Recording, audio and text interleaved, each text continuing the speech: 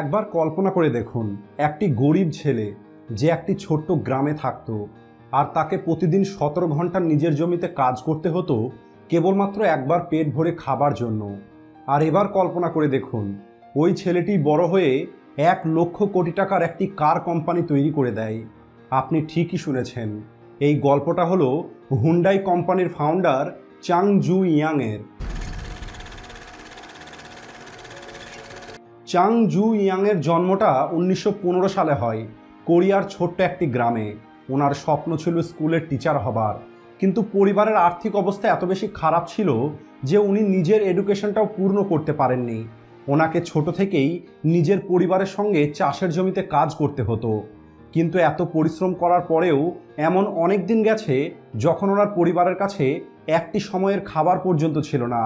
পোশাক এবং ঔষধ তো অনেক দূরের কথা। চাংকে কাঠ বিক্রি করার জন্য অনেকবার শহরে যেতে হতো। আর ওই শহরে গিয়ে চাং দেখতে পায় যে শহরের মানুষগুলোর কাছে পর্যাপ্ত পরিমাণে খাবার আছে এবং তারা ভালো পোশাক পরে আছে, আর তারা দিনরাত কোনো চাষের জমিতে কাজও করে না। এই সব কিছু দেখে চাং নিজের দরিদ্রতা এবং চাষ করার উপরে বিরক্ত হয়ে যায় আর নিজের জন্য একটি ভালো জীবন চাওয়া শুরু করে। আর এরপরে চাং একদিন নিউজ পেপারে দেখতে পায় যে পাশের একটি শহরে অনেক বড় একটি কনস্ট্রাকশনের প্রজেক্ট শুরু হয়েছে, আর ওই প্রজেক্টে কাজ করার জন্য কিছু ওয়ার্কারের প্রয়োজন। এটা পড়ার পরে চাং সিদ্ধান্ত নেয় যে সে ওই প্রজেক্টে ওয়ার্কার হিসাবে কাজ করবে। আর 1932 সালে চাং মাত্র 16 বছর বয়সে একটি বড় সিদ্ধান্ত নেয়, সে নিজের বাড়ি ছেড়ে শহরে পালিয়ে যাবে। আর এরপরে একটি রাত্রে চাং ওনার একটি বন্ধুকে সঙ্গে নিয়ে ওই শহরের উদ্দেশ্যে বেরিয়ে পড়ে। প্রায় 160 কিলোমিটার যাবার পরে তারা কোন শহরে পৌঁছে যায়, আর সেখানে কনস্ট্রাকশন লেবারের কাজ নিয়ে নেয়। কাজ অনেক কঠিন ছিল আর রোজগার অনেক কম ছিল, কিন্তু তারপরও চাং অনেক খুশি ছিল, কারণ সে জীবনে প্রথমবার স্বাধীনভাবে টাকা রোজগার করছে। আগামী 2 মাস পর্যন্ত চাং সেখানে কাজ করতে থাকে। আর এরপরে সে ধরা পড়ে যায়, কারণ চাংয়ের বাবা চাংকে খুঁজে পেয়ে যায় আর তাকে পুনরায় গ্রামে ফিরে এসে চাষের কাজ করতে হয়। চাং ফিরে আসার কারণে তার পরিবারের লোকজন তো খুশি ছিল, কিন্তু চাং একদমই খুশিতে ছিল না। ওই 2 মাস কাজ করার ফলে চাংয়ের মধ্যে কনস্ট্রাকশন এবং সিভিল ইঞ্জিনিয়ারের প্যাশনটা জেগে ওঠে। চাং এটা খুব ভালো করে জানতো যে চাষের কাজ করে সে কখনোই এই গরিবি থেকে বাইরে বেরিয়ে আসতে পারবে না। আর এরপরে সে আরও 2 বার বাড়ি থেকে পালিয়ে যাবার চেষ্টা করে, কিন্তু 2 বারই ওনার বাবা চাংকে খুঁজে পেয়ে যায়। আর ফাইনালি 1934 সালে 18 বছর বয়সে চতুর্থবার চাং বাড়ি থেকে পালিয়ে যাওয়ার সিদ্ধান্ত নেয়। আর এবার ওনাকে আর আটকানোর মতো কেউ ছিল না। এরপরে চাং পৌঁছায় সাউথ কোরিয়ার রাজধানীতে। সেখানে উনি যে কাজ পান সেই কাজই করা শুরু করেন। সবার প্রথমে চাং কনস্ট্রাকশন ওয়ার্কারের কাজ করেন, এরপরে ফ্যাক্টরির লেবার এবং এরপরে একটি চালের কারখানাতে ডেলিভারি বয়ের কাজ করা শুরু করে। কাস্টমার এবং ওই কারখানার মালিক চাংয়ের কাজ দেখে এত বেশি ইমপ্রেস হয়ে যায় যে আগামী 6 মাসের মধ্যেই তাকে ডেলিভারি বয় থেকে স্টোরের ম্যানেজার তৈরি করে দেওয়া হয়। এরপরে চাং অনেক বেশি পরিশ্রম করে আর নিজের বুদ্ধি দিয়ে ওই কারখানাকে বড় করে। আর 1937 সালে ওই স্টোরের ওনার অনেক বেশি অসুস্থ হয়ে পড়ে, আর তিনি একটি অবাক করার সিদ্ধান্ত নেন। চাংয়ের পরিশ্রম দেখে উনি ওই স্টোরটি চাংকে দিয়ে দেন। আর 22 বছর বয়সে চাং একটি এমপ্লয়ি থেকে বিজনেসের ওনার হয়ে যায়। আগামী 2 বছর পর্যন্ত চাং আরও বেশি পরিশ্রম করে বাজারের ট্রাস্ট এবং রেপুটেশন বিল্ড করে। এর ফলে ওনার বিজনেস খুব দ্রুত বড় হতে থাকে। সব কিছু ঠিকঠাকই চলছিল, আর তখনই একটি দুর্ঘটনা ঘটে যায়। দ্বিতীয় বিশ্বযুদ্ধের সময় ছিল। তখন কোরিয়াতে জাপানের রুলস চলতো। জাপানিজ চাইছিল তাদের মিলিটারিকে যুদ্ধের সময় যেন পর্যাপ্ত পরিমাণে রাইস দেওয়া হয়। এর কারণে সমস্ত রাইস শপের ওনারশিপ জাপান সরকার নিয়ে নেয়, আর চাংয়ের সঙ্গেও ওনার রাইস শপটা কেড়ে নেওয়া হয়। নিজের পরিশ্রম দ্বারা তৈরি করা বিজনেসটা মুহূর্তেই শেষ হয়ে যায়। চাং অনেক বেশি দুঃখী ছিল, কিন্তু হার মেনে নেয়নি। যদি আমি মন থেকে কোনো কাজ করি তাহলে আমি সেই কাজে সফল হতে পারি। আর এই চিন্তার সঙ্গেই চাং এমন একটি বিজনেস খোঁজা শুরু করেন যে বিজনেসের উপরে জাপানিজ গভর্নমেন্টের কোনো নিয়ন্ত্রণ থাকবে না। আর এরপরে উনি কার রিপেয়ার বিজনেস খুঁজে পান। আর 1940 সালে 3000 ওন লোন নিয়ে একটি গ্যারেজ ওপেন করেন। কিন্তু এইবার ভাগ্যটা এতটাই খারাপ ছিল যে গ্যারেজ খোলার 1 মাস পরেই গ্যারেজে আগুন লেগে যায় আর সব কিছু পুড়ে ছাই হয়ে যায়। চাংয়ের সিচুয়েশনটা এখন অনেক কঠিন ছিল। ওনাকে ওনার লোন পরিশোধ করতে হতো এবং ওনার কারণে যে সমস্ত কাস্টমারের ক্ষতি হয়েছে তাদেরকে ক্ষতিপূরণ দিতে হতো। একটি সাধারণ মানুষ এমন পরিস্থিতিতে অনেক সহজেই হার মেনে নিত, কিন্তু চাং প্রতিবারের মতো সমস্যার মোকাবেলা করে। এরপরে চাং পুনরায় 3500 ওন নতুন করে লোন নেয় আর আগের থেকেও ভালো একটি গ্যারেজ তৈরি করে। চাং দেখতে পায় যে কাস্টমারের সব থেকে বড় সমস্যা হলো যে তাদের গাড়ি রিপেয়ারিং হতে কয়েক সপ্তাহ সময় লেগে যেত। আর এই কারণেই চাং সময়কেই নিজের মেন ফোকাস তৈরি করে। যেখানে অন্য গ্যারেজে একটি গাড়ি মেরামত করার জন্য 20 দিন সময় নিত, সেখানেই চাংয়ের গ্যারেজ সেই গাড়িটা 5 দিনের মধ্যেই রিপেয়ার করে দিত। ওনার গ্যারেজটা আগামীতে এত বেশি সফল হয়ে যায় যে আগামী 3 বছরের মধ্যে অর্থাৎ 1943 সাল পর্যন্ত ওনার গ্যারেজে ওয়ার্কারের সংখ্যা হয়ে যায় 80 জন। এতদিনে চাং ওনার সমস্ত লোন পরিশোধ করে দিয়েছেন। বিজনেস অনেক দ্রুত গ্রো করছিল। আর তখনই আর একটি সমস্যা উপস্থিত হয়। জাপান দ্বিতীয় বিশ্বযুদ্ধের জন্য যুদ্ধের জিনিস তৈরি করতে চাইছিল, আর এই কারণেই ওই গ্যারেজের ওনারশিপটা কেড়ে নেয় আর একটি স্টিল কারখানার সঙ্গে যুক্ত করে দেয়। আরও একবার ওনার দীর্ঘদিনের তৈরি করা বিজনেস মুহূর্তের মধ্যেই শেষ হয়ে যায়। দ্বিতীয় বিশ্বযুদ্ধটা শেষ হয়ে যাওয়ার পরে কোরিয়াতে জাপানের রুলস শেষ হয়ে যায় আর এরপরে 1946 সালে চাং পুনরায় রাজধানীতে ফিরে চলে আসে আর নিজের কার রিপেয়ারিং বিজনেসটা পুনরায় শুরু করে। বিজনেসটা তো পুরনো ছিল, কিন্তু এবার নামটা নতুন ছিল, আর সেটা হলো হোন্ডাই অটো সার্ভিস। হোন্ডাইয়ের অর্থ হলো মডার্ন। কার রিপেয়ার বিজনেসটা ঠিকঠাকই চলছিল। তখন চাং নোটিশ করে যে আমেরিকা তাদের মিলিটারি ফোর্সের জন্য বিল্ডিং তৈরি করছে, আর চাং কনস্ট্রাকশন বিজনেসের মধ্যে একটি বড় অপরচুনিটি দেখতে পায়। ওনার কাছে কনস্ট্রাকশনের খুব বেশি এক্সপিরিয়েন্স ছিল না, কিন্তু ওনার মধ্যে কনস্ট্রাকশনের সেই প্যাশনটা ছিল যা উনি 16 বছর বয়সে পেয়েছিলেন। আর এরপর 1947 সালে 31 বছর বয়সে চাং হোন্ডাই সিভিল ওয়ার্কস কোম্পানি তৈরি করে আর কনস্ট্রাকশন বিজনেসের মধ্যে ঢুকে পড়ে। শুরুর দিকে উনি খুবই ছোট ছোট কাজ পেতেন, কিন্তু 1950 সাল হতে হতে ওনার কোম্পানি বড় বড় কনস্ট্রাকশন প্রজেক্ট পাওয়া শুরু হয়ে যায় আর এখন এটাই ওনার মেন বিজনেস তৈরি হয়ে যায়। আর আমেরিকার সঙ্গে ওনার একটি ভালো সম্পর্ক তৈরি হয়ে যায়।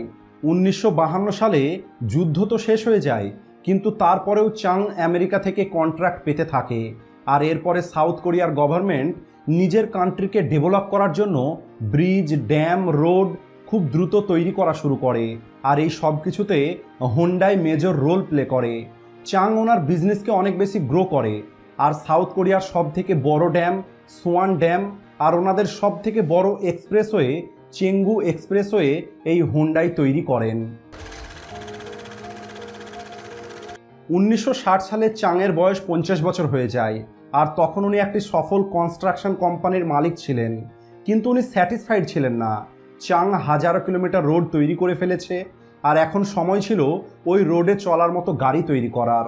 1967 সালে চাং তৈরি করে হোন্ডাই মোটর কোম্পানি, আর 1968 সালে ফোর্ড কোম্পানির সঙ্গে একটি ডিল তৈরি করে, যেখানে ফোর্ডের কর্টিনা গাড়িকে অ্যাসেম্বল করার দায়িত্ব হোন্ডাই মোটর নেয়।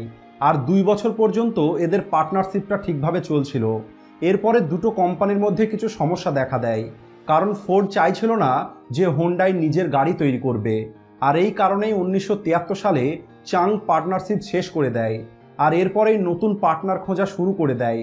উনি জাপানের মিস্টিবিশু মোটরসের সঙ্গে এগ্রিমেন্ট তৈরি করেন।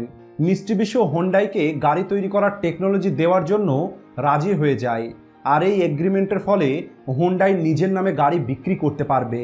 ওই সময় সাউথ কোরিয়া এমন একটি গাড়ি চাইছিল যা অ্যাফোর্ডেবল হবে, রিলায়েবল হবে এবং যে গাড়িতে সাউথ কোরিয়ার তৈরি করা পার্টস ব্যবহার করা হবে। আর এরপরে 1976 সালে চাং একটি নতুন প্ল্যান্ট সেট আপ করে সাউথ কোরিয়াতে, আর এরপরে হোন্ডাই তার প্রথম গাড়ি তৈরি করে হোন্ডাই পনি। আর এই গাড়িটা সাউথ কোরিয়াতে এত বেশি সাকসেসফুল হয় যে দেখতে দেখতে হোন্ডাই 60% মার্কেট ক্যাপচার করে নেয়, আর সাউথ কোরিয়াতে সব থেকে বড় কার কোম্পানি হয়ে যায়। সাউথ কোরিয়ার টোটাল গাড়ির মার্কেট ছিল কেবলমাত্র 30,000, যা প্রফিট কামানোর জন্য যথেষ্ট নয়। এছাড়া হোন্ডার প্রথম গাড়ির কোয়ালিটিটা খুব একটা ভালো ছিল না, গরমে পেন্ট খারাপ হয়ে যেত, এছাড়া রেগুলার সার্ভিস করতে হতো। আর এই কারণেই হোন্ডাই আগামী 7 বছর পর্যন্ত লসে চলে। বোর্ড মিটিংয়ের সবাই বলে যে ওনাকে এই কোম্পানি যত দ্রুত সম্ভব বিক্রি করে দেওয়া দরকার। কিন্তু চাংয়ের একটি সিদ্ধান্ত সবাইকে অবাক করে দেয়। কোম্পানি বিক্রি না করে উনি একটি নতুন কার ফ্যাক্টরি তৈরি করার সিদ্ধান্ত নেয়, যেখানে প্রতি বছরে 3 লক্ষ গাড়ি তৈরি করা যাবে। কোম্পানির ম্যানেজমেন্ট এই জিনিসটা বুঝতে পারছিল না যে 30,000 গাড়ির মার্কেটে 3 লক্ষ গাড়ি কে কিনবে। কিন্তু চাংয়ের কাছে এই প্রশ্নের উত্তর ছিল। তখন সাউথ কোরিয়ার ইকোনমি খুবই দ্রুত গ্রো করছিল। এর অর্থ হলো আগামী কিছু বছরের মধ্যে গাড়ির ডিমান্ড খুব দ্রুত বাড়তে শুরু করবে। এছাড়া ওই গাড়িগুলোকে ফরেনে এক্সপোর্ট করার জন্য তৈরি করা হচ্ছিল। 1980 সালে ফ্যাক্টরি রেডি হয়ে যায়, আর 1982 সালে হুন্ডাই অনেকগুলো ইমপ্রুভমেন্টের সঙ্গে নিজের হুন্ডাই পনি 2 গাড়ি লঞ্চ করে। এই গাড়িটা কেবল সাউথ কোরিয়াতেই সুপারহিট হয়নি, বরং আফ্রিকা, আমেরিকা, কানাডাতেও সফলভাবে এক্সপোর্ট করা হয়। আর আগামী কিছু বছরের মধ্যেই হুন্ডাই 4 লক্ষ গাড়ি বিক্রি করে প্রফিট তৈরি করে। হুন্ডাই এখন বিশ্ব বাজারে ডিসেন্ট কার কোম্পানি হিসাবে উঠে আসে। কিন্তু বিশ্বের সবথেকে বড় গাড়ির বাজার ইউএসএতে জায়গা তৈরি করা এখনও বাকি ছিল। হুন্ডাই যখন ইউএসের মার্কেটকে স্টাডি করে, সেখানে দেখতে পায় জাপানিজরা কম্প্যাক্ট গাড়ির মার্কেটটা ক্যাপচার করে রেখেছে, আর ইউএসের কোম্পানিগুলো মিড অ্যান্ড লার্জ সাইজের মার্কেটটা অলরেডি ক্যাপচার করে রেখেছে। এই জন্য হুন্ডাই সাব কম্প্যাক্ট মার্কেটটাকে টার্গেট করে, যেখানে কম্পিটিশনটা জিরো ছিল। এছাড়া হুন্ডাই দেখে যে আমেরিকাতে সেকেন্ড হ্যান্ড গাড়ির মার্কেট অনেক বড়, আর হুন্ডাই ওই কাস্টমারগুলোকে সেকেন্ড হ্যান্ড গাড়ির দামেই নিজের নতুন হুন্ডাই এক্সেল অফার করে, সেটাও 5 বছরের ওয়ারেন্টির সঙ্গে। আর এই স্ট্র্যাটেজিটা ইউএসের কার মার্কেটকে অবাক করে দেয়, কারণ সেকেন্ড হ্যান্ড বায়ারগুলো হুন্ডাই এক্সেলে শিফট হয়ে যায়। 1986 সালে হুন্ডাই ইউএসএতে প্রায় 1,70,000 হুন্ডাই এক্সেল গাড়ি বিক্রি করে, আর 1987 সালে প্রায় 2,60,000 গাড়ি বিক্রি করে। আর এই 2 বছরেই হুন্ডাই টপ সেলিং ইম্পোর্টেড গাড়ি ছিল।